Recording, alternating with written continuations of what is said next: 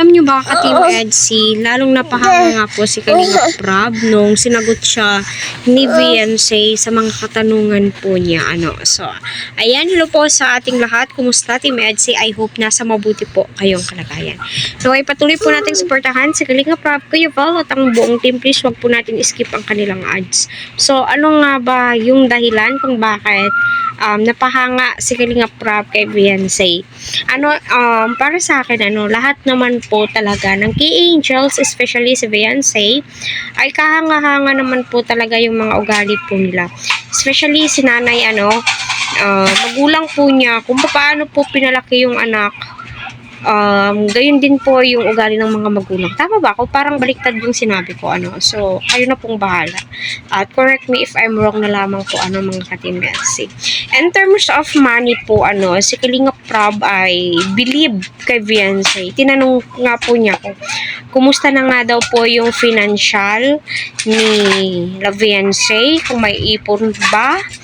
Ika nga po ni Beyonce, yes, may ipon daw po siya at binibigay daw po niya kay mama niya at humihingi lang daw po siya kapag kailangan po niya ng pera. So, ika nga po ni nanay noon, ang pera ay kayang kitain basta magsumikap. At kita naman po natin na hindi po sila yung panay gasto. Kita naman po natin na masinop po sa pera sila Beyonce dahil nga po galing na po sila sa hirap, 'di ba? Ika nga po nila na naglalabandera po sila para may panggastos, tustusan yung mga pangangailangan po nila. Pero ngayon, kita naman po natin, si Beyonce ay may savings nga po siya. Yun naman po dapat, kailangan naman po talagang mag-savings, para sa ganun.